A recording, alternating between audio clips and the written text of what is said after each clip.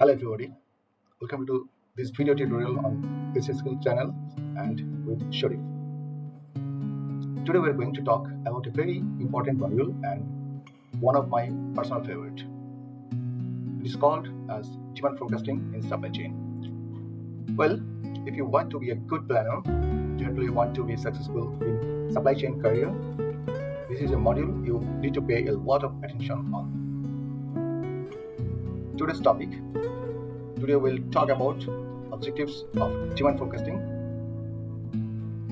why demand forecasting important, methods of forecasting, qualitative methods of forecasting, quantitative methods of forecasting, demand planning versus demand forecasting, basic concepts in forecasting, quantitative example, simple regression, measure of forecast error. Objectives of demand forecasting. Demand forecasting is the process of making estimations about future customer demand over a defined period using historical data and other information. Proper demand forecasting gives businesses valuable information about their potential in their current market and other markets so that managers can make informed decisions about pricing, business growth strategies, and market potential. Without demand forecasting, businesses risk making poor decisions about their products and target markets, and ill-informed decisions can have far-reaching negative effects on inventory holding costs, customer satisfaction, supply chain management, and profitability. In the narrow sense, the objective of forecasting is to produce better forecast, but in the broader sense, the objective is to improve organizational performance, more revenue, more profit, increased customer satisfaction. Better forecasts by themselves are of no inherent value if those forecasts are ignored by management or otherwise not used to improve organizational performance. Why demand forecasting important? Sales forecasting helps with business planning, budgeting, and goal setting. Once you have a good understanding of what your future sales could look like, you can begin to develop an informed procurement strategy to make sure your supply matches customer demand. It allows businesses to more effectively optimize inventory, increase inventory turnover rates, and reduce holding costs. It provides an insight into upcoming cash flow, meaning businesses can more accurately budget to pay suppliers and other operational costs and invest in the growth of the business. Through sales forecasting, you can also identify and rectify any kinks in the sales pipeline ahead of time to ensure your business performance remains robust throughout the entire period. When it comes to inventory management, most e-commerce business owners know all too well that too little or too much inventory can be detrimental to operations. Anticipating demand means knowing when to increase staff and other resources to keep operations running smoothly during peak periods. Methods of forecasting. There are two types of forecasting, qualitative and quantitative. Qualitative forecastings are jury of executive opinion, sales force composite, market survey, Delphi method, group discussions. On the other hand, quantitative forecasts are time series, regression, causal, etc. Qualitative methods of forecasting. Qualitative forecasting, subjective and rely on judgment. They are most appropriate when little or no data are available, new products, new industry, etc. Jury of executive opinion, pool opinions of high-level experts, sometimes augmented by statistical models.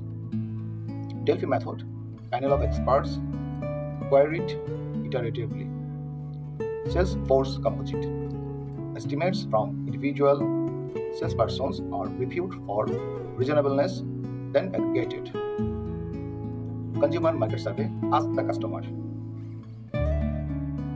Quantitative methods of forecasting. Quantitative forecasting, you can quantify the figure and work on past and present situation to predict the future. Time series, it uses the historical demand to make the forecast. The main assumption is past demand is a good indicator of future demand, applicable when the basic demand patterns does not significantly change over time.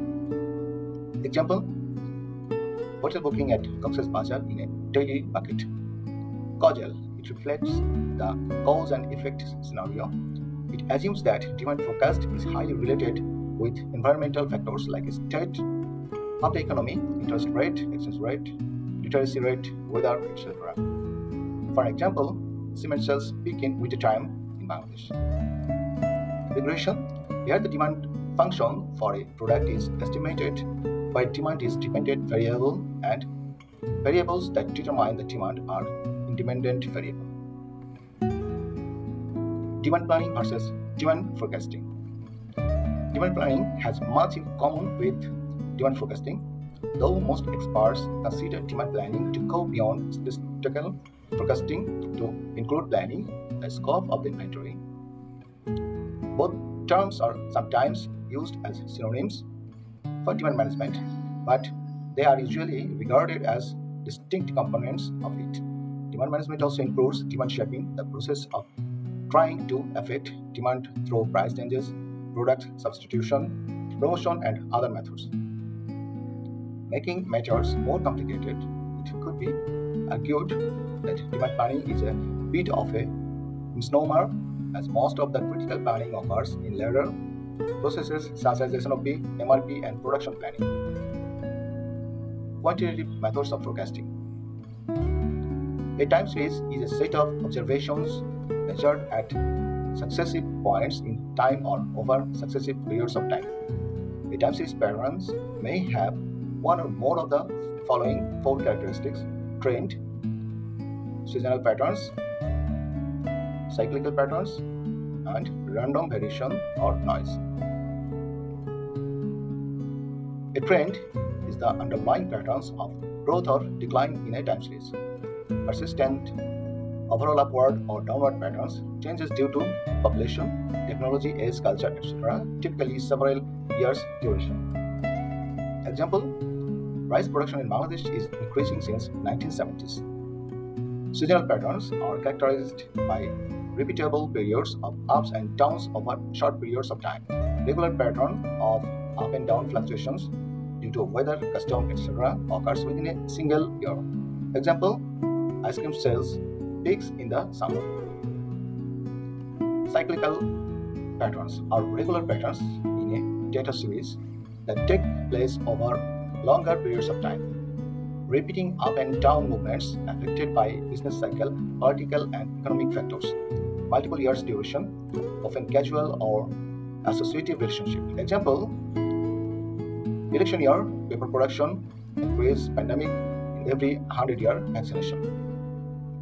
Random variation, sometimes called noise, is the unexplained deviation of a time series from a predictable patterns such as a trend, seasonal, or cyclical pattern.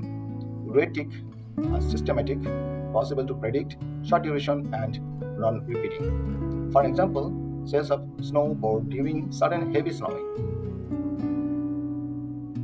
Quantitative example: NAIP forecasting assumes demand in next period will be the same as in most recent period, somewhat cost effective and efficient, and is thought of a good starting point. Moving average (MA) is a series of means and is used when a little or no trend is involved. Consists of computing an average of the most recent in data values for the series and using this average for forecasting the value of the time series for the next period, used if little or no trend. 3-month moving average considered the moving average of immediate past 3 months. Weighted moving average used when trend is present, older data is usually less important, weights based on intuition and experience. Exponential smoothing. This is another format of weighted moving average.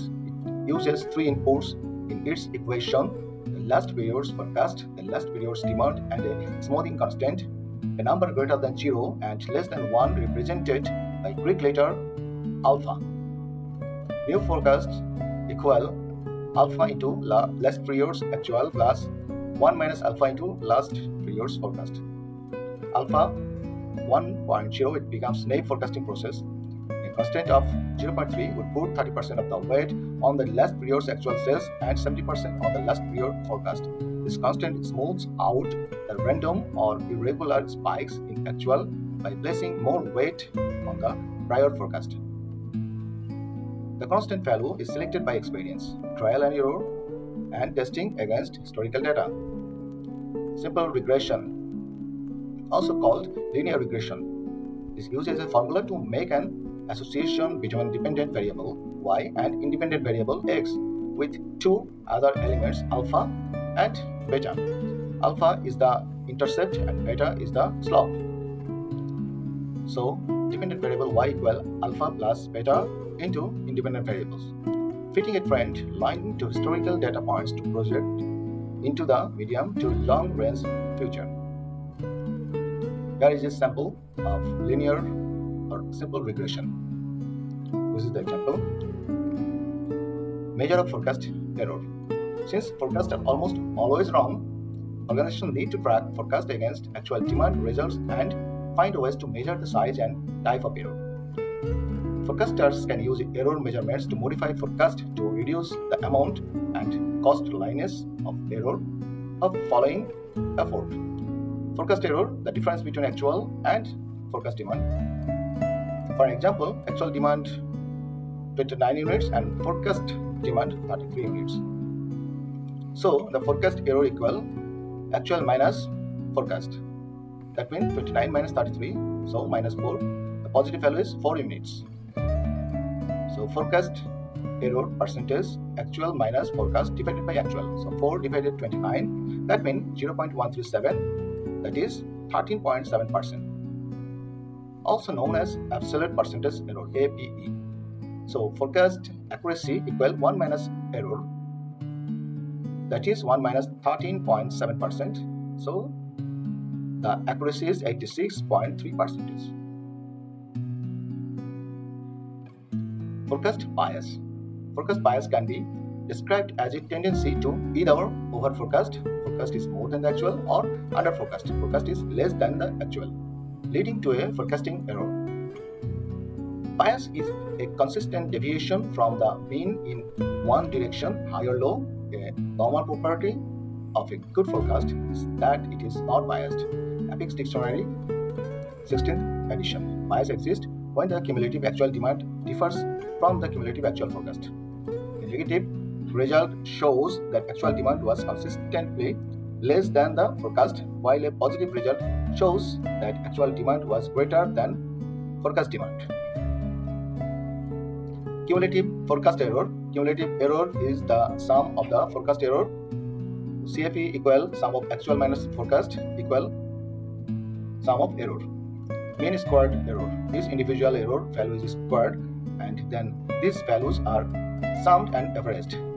So MSE equal 1 divided n into sum of actual minus forecast into 2. Mean absolute deviation, a common way of tracking the extent of forecast error, is to add the absolute period errors for a series of periods and divide by the number of periods.